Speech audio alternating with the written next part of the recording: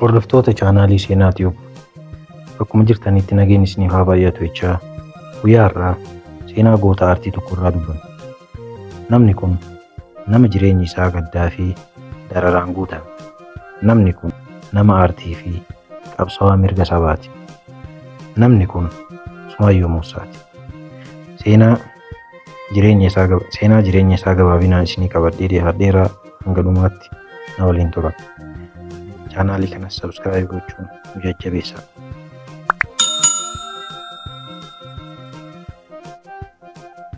Usmaayyoo Muusaa bara 1967 keessa Oromiyaa Bahaa Haramayaa keessatti abbaa isaa Muusaa fi haadha isaa Faatumaa Abdullaahi irraa dhalate. Ijoollummaa isaarraa nama tasgabbaa'aa ture. Barumsa isaa sadarkaa jalqabaa Haramayaa keessatti barate. Shaakala muuziqaas achitti eegale. Sagaleen isaa hedduu nama hawwata. Yeroo dargaggummaa isaa artistoota Oromoo hedduu waliin wal argee muuziqaa keessa seene. Bara 1987 keessa guutumatti gara hojii muuziqaa seene. Albama muuziqaa isaa jalqabaa qopheessuuf eegale. Yeroo sanitti rakkoon guddaan isa mudate. Albamiin isaa akka uummata bira hin geenye dorgame. Kaasettiin isaa haala siyaasaa yeroo saniitiin gufate. Garuu kun isa hin dhaabne. Nama hedduu ofitti amanamummaa qabu ture. Yeroo kana booda sirboota isaa keessatti dhugaa, haqaa fi bilisummaa dubbachuu eegale. Artistoota hedduu waliin wal ta'ee waamicha bilisummaa uummata Oromoo keessatti hirmaate. Sirboonni isaa onnee namoota hedduu seenan. Namoota hedduu gara qabsootti fi gara dammaqinaatti kakaase. Muuziqaan isaa sirba qofa hin turre. Inni sagalee qabsoo ture.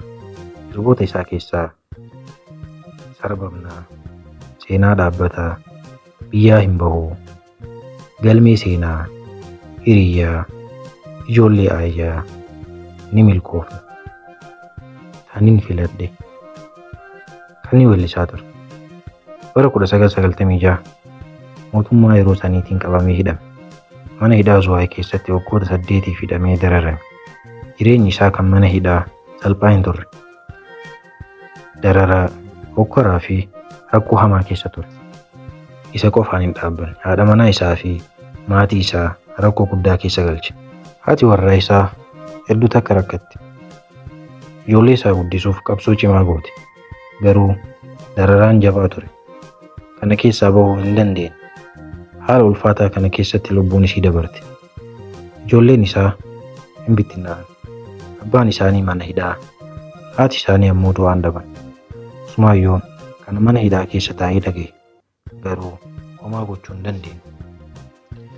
Bara 2004 Usmaayyoon hidhaa irraa bahe. Namoonni hedduu aartiin dhaaba jedhanii tilmaamanii turan. Inni garuu hin dhaabne. Inni artiistii dhugaati. Albama isaa isa xumuraa baase. Kun hojii isaa keessatti ergaa jabaa qaba ture.